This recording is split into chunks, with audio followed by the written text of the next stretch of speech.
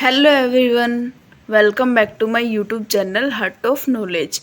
Let us discuss about chapter number 11 Force and Pressure, Class 8 Science S. Chand.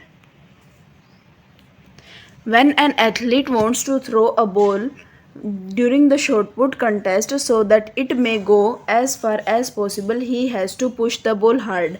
जैसे कोई भी athlete होता है, अगर उसको कोई भारी बॉल को एक शॉट पुट के टाइम पे उसको फेंकना है जो जितनी ज़्यादा दूर तक जा सके, तो उसको क्या करना पड़ता है, बॉल को बिल्कुल हार्डली पुश करना पड़ता है, धक्का मारना पड़ता है. We say that the athlete applies a large force to the ball to make it move through a large distance. तो हम क्या बोल सकते हैं कि जो एथलीट है उसने एक लार्ज फोर्स अप्लाई किया है उस बॉल के ऊपर लार्ज डिस्टेंस को ट्रैवल करवाने के लिए. When a person wants to draw water from a well, जब किसी भी कुएं से पानी निकाला जाता है, he has to pull the rope attach to the bucket full of water.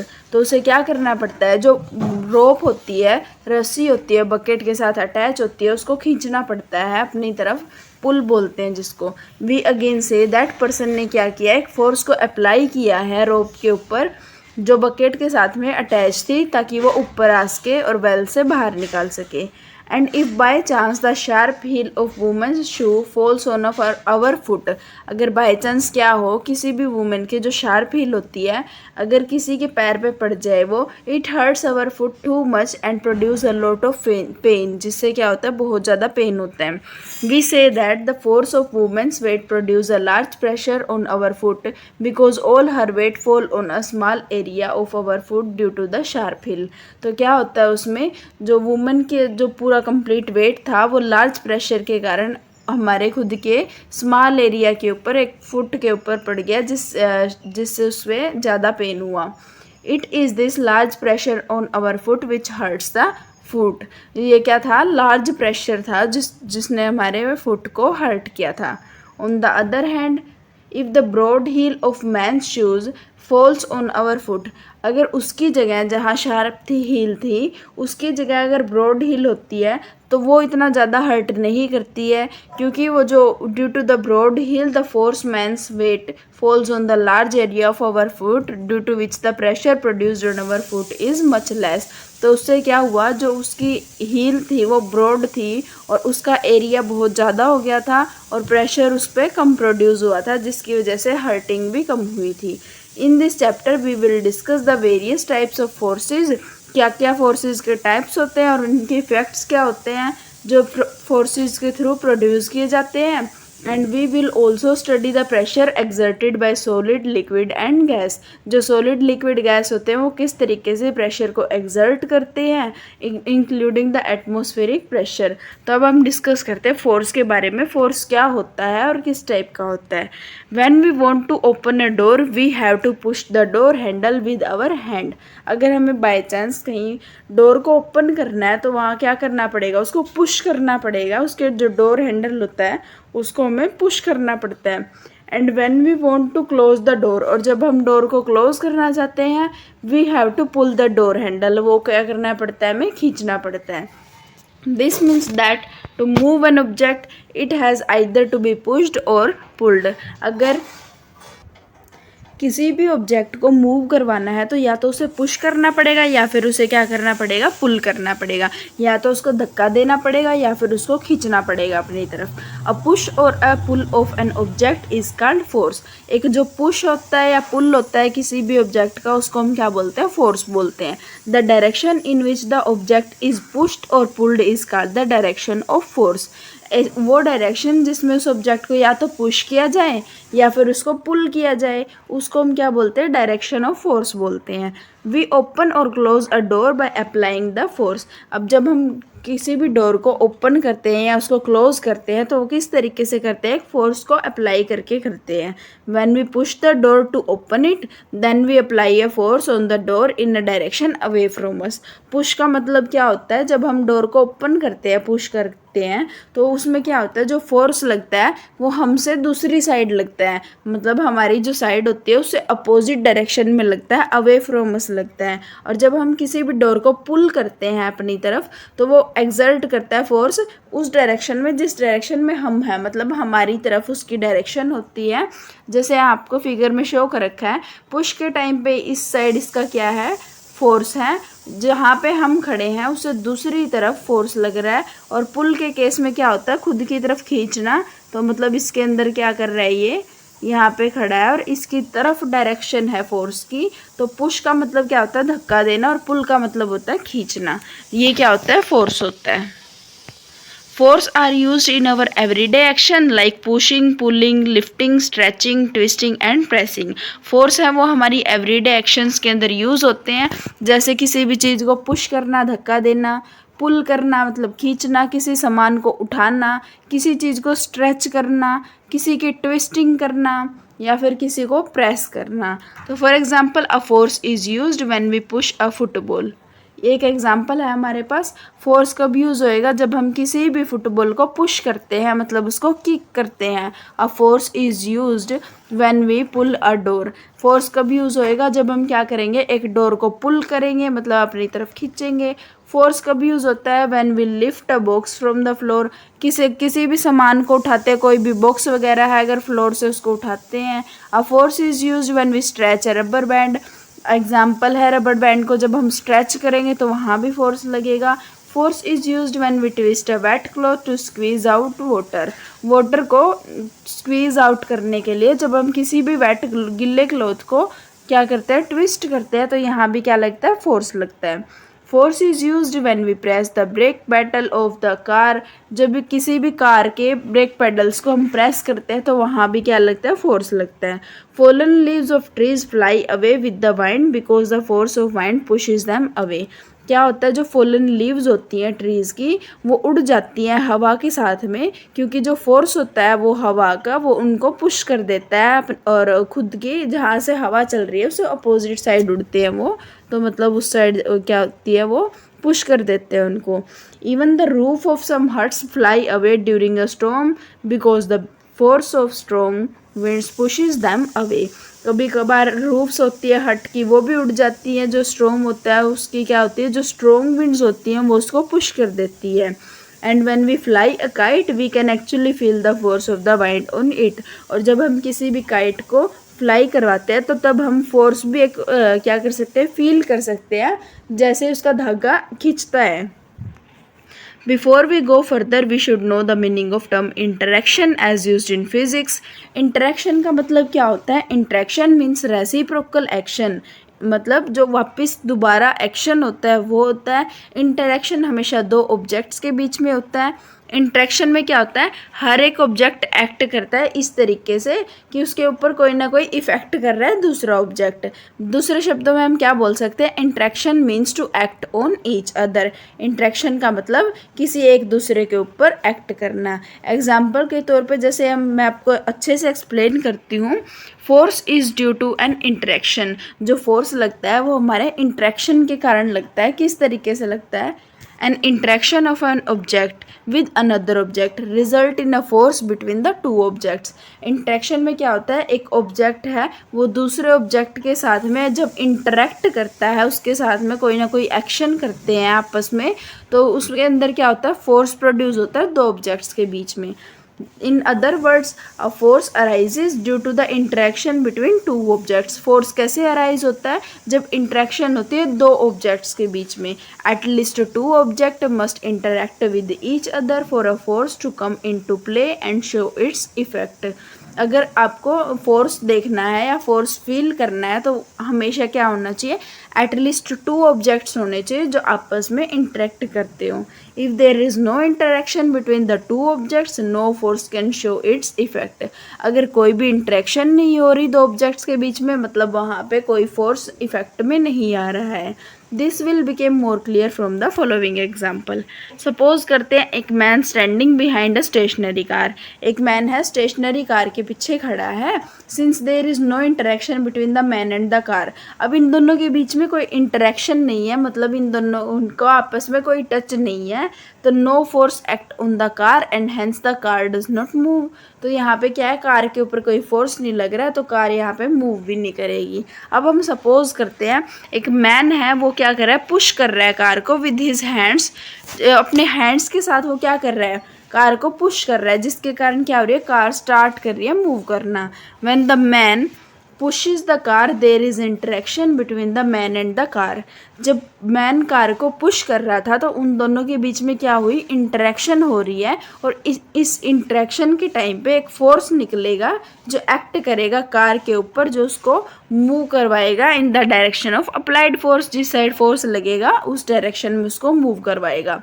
Please note that the man has the push the car to make it move. Man को क्या करना पड़ा, उस कार को पुश करना पड़ा ताकि वो चल सके। Here are the two objects which are interacting for the force to come in to play. अब यहाँ पे क्या हुए, दो ऑब्जेक्ट्स आए जो आपस में इंटरेक्ट कर रहे थे एक फोर्स के लिए, जो अपना इफेक्ट दिखा रहे हैं। और वो दो ऑब्जेक्ट क्या है, एक मैन है और एक क्या है, कार है, जो दोनों आपस में इंटरेक्ट कर रहे हैं। In the above example of stationary car, man है वो क्या है, only man is capable of applying force to the stationary car. Stationary car के ऊपर और मैन पे, दोनों अगर हम जो ऑब्जेक्ट देख रहे हैं उनमें सिर्फ एक मैन ही है जो क्या कर सकता है, फोर्स लगा सकता है एक स्टेशनरी कार के ऊपर। If both the objects are capable to applying the force on each other, then the interaction between them be of pushing or pulling। अगर बाई चांस ऐसा हो कि दोनों आपस में फोर्स लगा सके, कोई ऐसा एग्जाम्पल हो जिसमें दोनों आपस में फोर्स लगा सकते हैं, तो वहाँ पे क्या होता है, जो इंटरेक्शन होएगी दोनों के बीच में, वो पुशिंग भी हो सकती है और पुलिंग भी हो सकती है। एग्जाम्पल लेते हैं हम, टू बॉयज़ हैं, इस फिगर के अंदर 3 के अंदर शो कर रखे हैं, ये इंटरेक्ट कर रहे हैं आपस में और अप्लाई कर रहे हैं फोर्स एक दूसरे के ऊपर बाय पुशिंग ईच अदर। ये इसको इस साइड पुश कर रहा है और ये इसको इस साइड पुश कर रहे हैं। दूसरी तरफ एक मैन और काऊ के अंदर क्या हो रहा है, इन दोनों के अंदर क्या हो रहा है, पुशिंग हो रही है। लेकिन इस एग्जाम्पल में क्या हो रहा है, मैन क्या कर रहा है, इसको पुश कर रहा है पीछे, उसको पीछे की तरफ, मैन एंड काऊ पुल कर रहा है उसको आपस में interacting, but they are applying force in each other by pulling the each other। in this case the man is pulling cow and the cow is pulling the man। इन दोनों case में क्या हो रहा है, ये आपस में पुल कर रहे हैं। जैसे हमारे पास पहली फिगर के अंदर क्या हो रहा था, ये दोनों आपस में इस तरीके से पुश कर रहे हैं, लेकिन इस केस में क्या हो रहा है, ये दोनों आपस में पुल कर रहे हैं। तो इंटरेक्शन पुलिंग भी हो सकती है और पुशिंग भी हो सकती है। Force has magnitude as well as direction. जो हम फोर्स बोल रहे हैं यहाँ पे, फोर्स यूज़ करते हैं, उसके पास मैग्नीट्यूड भी हो सकता है। मैग्नीट्यूड का मतलब क्या होता है, उसके अंदर कोई भी नंबर होंगे, जैसे 1 2 3 4 इस तरीके से, 1 फोर्स है या 2 फोर्स है इस तरीके से। और as well as direction, direction का मतलब क्या होता है, उसकी कोई पर्टिकुलर डायरेक्शन होती है, इस डायरेक्शन में हो रहा है या इस डायरेक्शन में हो रहा है, ऊपर हो रहा है, नीचे हो रहा है, इस तरीके से अलग अलग उसकी क्या होंगी, डायरेक्शन होगी। An adult man can apply the large force on an object whereas a child can apply only a small force on an object. एक अडल्ट मैन क्या कर सकता है, लार्ज फोर्स को अप्लाई कर सकता है किसी भी ऑब्जेक्ट के ऊपर, लेकिन चाइल्ड के केस में देखें तो वो स्मॉल फोर्स को अप्लाई कर पाता है। This means that a force can be larger और smaller than the other force. तो वो क्या हो सकते हैं, आपस में लार्जर और स्मॉलर भी हो सकते हैं। The strength of force is expressed as by its magnitude. जो स्ट्रेंथ होती है उसको हम किस तरीके से एक्सप्रेस करते हैं, मैग्नीट्यूड के तरीके से। मतलब उसके अंदर कितना फोर्स है, छोटा है, बड़ा है, ज़्यादा है, कम है, वो क्या है, स्ट्रेंथ होती है उसकी। और उसको हम कैसे एक्सप्रेस करते हैं, उसके मैग्नीट्यूड के through. Magnitude of force is expressed in the SI unit of force called the Newton, जिसको हम एन से डिनोट करते हैं। तो हम जो मैग्नीट्यूड है या फिर फोर्स को हम जो एक्सप्रेस करते हैं वो किस तरीके से करते हैं, न्यूटन से एक्सप्रेस करते हैं। जैसे मैं ये बोल सकती हूँ, यहाँ फोर्स लगाया है 2 न्यूटन, 5 न्यूटन, इस तरीके से अलग अलग फोर्स होंगे, अलग अलग उनकी वैल्यूज़ होंगी। 1 न्यूटन क्या होता है, 1 न्यूटन एक ऐसा फोर्स होता है जो क्या कर सके, 1 kg मास को मूव करवा सके at the speed of 1 metre per second. 1 newton क्या होता है, जब 1 kg मास होता है उसको हम क्या कर सके, मूव करवा सके 1 मीटर पर सेकेंड की स्पीड से। तो ये क्या होता है, हमारा 1 न्यूटन होता है। इसी तरीके से अलग अलग फोर्स होते हैं। Along with the magnitude of force, the direction in which a force act is also to be specified. जैसे ही हमारे मैग्नीट्यूड होते हैं फोर्स के, इसी तरीके से डायरेक्शन भी नेसेसरी होती है फोर्स की कि वो कौन सी डायरेक्शन के अंदर फोर्स लग रहे हैं. This is because if the magnitude और direction of the applied force changes, the effect produced by force also changes. क्यों? क्योंकि जो मैग्नीट्यूड है और डायरेक्शन अगर चेंज हो रहा है अप्लाइड फोर्स का, तो जो इफेक्ट है वो भी क्या हो जाता है, चेंज हो जाता है. When the two forces act on an object, the two cases arises. अब हम एक एग्जांपल लेते हैं. कोई भी अगर दो फोर्सेस हैं आपस में, वो एक ही ऑब्जेक्ट के ऊपर एक्ट कर रहे हैं, तो दो केस हो सकते हैं. या तो दोनों फोर्स सेम डायरेक्शन के अंदर लग रहे हो किसी भी चीज़ के ऊपर, जैसे हम बाय चांस एक बॉक्स का एग्जांपल लेते हैं, और फोर्सेस जब आपस में अपोजिट डायरेक्शन में भी एक्ट कर सकते हैं, तो ये दो केस हमारे पास आते हैं. If the two forces applied to an object act in the same direction. Example लेते हैं कि अगर वो दोनों फोर्स हैं वो सेम डायरेक्शन के अंदर अप्लाई हो रहे हैं, तो जो रिजल्टेंट फोर्स है वो एक्ट करेगा ऑब्जेक्ट के ऊपर. वो कैसा होएगा? वो जो ये दो फोर्स अलग अलग लग रहे थे, इन दोनों फोर्स का वो क्या होएगा, सम होएगा. In the other words, when two force act in the same direction, their effective magnitude increase. जब दोनों फोर्स एक ही साइड लग जाते हैं तो उनका जो मैग्नीट्यूड होता है वो इंक्रीज हो जाता है. मतलब वो क्या होते हैं, उनका जो न्यूटन होता है, उनकी जो स्ट्रेंथ होती है वो इंक्रीज हो जाती है. This will become clear from the following example. Suppose there is a heavy box. Heavy box है जहाँ पे एक मैन मूव कर रहा है उसको bye pushing it very hard. मतलब बहुत मुश्किल से उसको वो पुश करके उसको मूव करवा रहा है. नाउ एग्जांपल लेते हैं, अगर दो मैन हो वहाँ पे और पुश करें उस हैवी बॉक्स को सेम डायरेक्शन के अंदर, it becomes much easier to move the heavy box. तो यहाँ पे क्या होता है, बहुत ईजी हो जाता है उस हैवी बॉक्स को मूव करवाना. दिस इज़ बिकॉज जब दो मैन अप्लाई कर रहे हैं फोर्स, वो क्या करेंगे, पुश करेंगे एक ही साथ सेम डायरेक्शन के अंदर, तो उन दोनों के फोर्स हैं अलग अलग, वो आपस में ऐड हो जाएंगे और एक बड़ा फोर्स बनाएंगे, जिसकी वजह से हैवी बॉक्स ईजिली मूव कर पाएगा. If the two forces applied to an object act in the opposite direction. अगर दोनों फोर्सेज आपस में अपोजिट डायरेक्शन के अंदर एक्ट करेंगे, तो जो नेट फोर्स होता है ऑब्जेक्ट के ऊपर वो किस तरीके से होएगा, वो उनका दोनों फोर्सेस का डिफरेंस होएगा. जैसे एग्जांपल लेती हूँ मैं, यहाँ पे मेरे पास एक बॉक्स है, इस साइड एक मैन पुश कर रहा है उसको लार्ज फोर्स से, और इस साइड से वो पुश कर रहा है उसको स्मॉल फोर्स से. तो इनका जो नेट फोर्स होएगा वो किस साइड होएगा, ये स्मॉल वाला इसको ओवरकम कर जाएगा, लार्ज वाला क्या करेगा, फिर उस साइड मूव करना स्टार्ट कर देगा ये box all over. In the other words, when the two forces act in the opposite direction. जब दो फोर्स आपस में अपोजिट डायरेक्शन में एक्ट करते हैं, तो इनका जो इफेक्टिव मैग्नीट्यूड होता है वो डिक्रीज कर जाता है. मतलब जो पहले नॉर्मल एक पर्सन का फोर्स था, उससे भी फोर्स क्या होता है, कम हो जाता है. This will become more clear from the following example. Suppose there is a heavy box lying on the ground. Example लेते हैं, एक heavy box है जो ground के ऊपर लाई कर रहा है. Let the two men push this box from opposite directions, one from the left side and other from the right side. See figure number 6. जैसे यहाँ आपको फिगर के अंदर शो कर रखा है. Assuming that one of the man is stronger of the two and applies a larger pushing force than the other man. अब एक एग्जांपल ले लो यहाँ पे कि एक मैन स्ट्रोंगर है इनमें से, वो क्या कर रहा है, दोनों में से अप्लाई कर रहा है लार्ज फोर्स, पुश कर रहा है दूसरी तरफ, दूसरे मैन की तरफ. We can say that the box will move in that direction in which a large force is applied by the stronger man. तो हम क्या बोल सकते हैं, जो बॉक्स है वो किस साइड मूव कर रहा है, उस डायरेक्शन में मूव कर रहा है जहाँ पे लार्ज फोर्स अप्लाई हो रहा है. The box will however move very slowly in this case because the net force acting on the box in this case to equal to the difference in the magnitudes of two force applied by the two man and this is net force is small. अब box यहाँ पे क्या करता है, बहुत slow move करता है, क्योंकि इस केस के अंदर क्या होता है, जो नेट फोर्स बॉक्स के ऊपर एक्ट करता है वो दोनों फोर्सेस के मैग्नीट्यूड्स का डिफरेंस होता है, जिसके कारण जो नेट फोर्स होता है वो छोटा रह जाता है. तो उस वजह से बॉक्स हमारा क्या करता है, बहुत ही स्लो मूव करता है.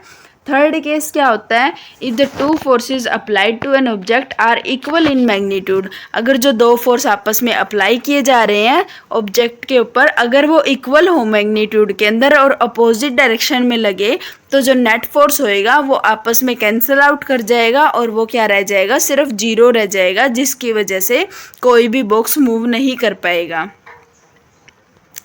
Since the net force acting on the object is zero in this case, the object does not move at all. मतलब वहाँ पे कोई भी ऑब्जेक्ट मूव नहीं कर पाएगा, it remains in the same position. For example, अगर दो मैन पुश कर रहे हैं हैवी बॉक्स को अपोजिट डायरेक्शन से by applying exactly equal forces, then the heavy box will not move at all. मतलब दोनों साइड से अगर सेम फोर्स अप्लाई होएगा तो बॉक्स मूव नहीं करेगा, it will remain where it was, ये वहीं पे रहेगा जहाँ पे पहले था। A familiar example of this case of equal forces acting in opposite direction is provided by the game called tug of war. अब इसका एक एग्जाम्पल क्या है, टग ऑफ वॉर में क्या होता है, इस गेम के अंदर दो टीम होती हैं पर्सनस की, पुल करती है रोप को इन अपोजिट डायरेक्शन। जो मेंबर होते हैं बोथ टीम्स के, वो ट्राई करते हैं रोप को पुल करने के लिए खुद की डायरेक्शन में। When the two teams pull the rope equally hard, अगर दोनों टीम इक्वल फोर्स लगाएं और रोप को पुल करें तो जो रोप है वो मूव नहीं करती किसी भी डायरेक्शन के अंदर। At this point of time the two teams are applying equal but opposite forces to the rope, due to which the net force acting on the rope is zero and hence the rope does not move. Actually, the equal and opposite force applied on the rope cannot cancel each other effects. Ultimately, the team which pulls the rope harder wins the game. तो इसमें भी क्या होता है, जो आपस में वो रोप को पुल करते होते हैं अपनी साइड में, तो एक टाइम पे क्या होता है कि वो रोप मूव नहीं करती, उस टाइम पे दोनों का फोर्स इक्वल होता है, जिसके कारण रोप मूव नहीं कर पाती और दोनों के फोर्स आपस में कैंसिल आउट कर देते हैं इफेक्ट को। और अल्टीमेटली लास्ट में क्या होता है, जो टीम होती है जो हार्ड पुश करती है, पुल करती है अपनी तरफ, वो विन कर जाती है गेम को। ये लेक्चर यहीं ख़त्म होता है। अगर आपको कोई भी डाउट होता है तो आप मेरे को कमेंट सेक्शन में पूछ सकते हो। तब तक के लिए हर हर महादेव।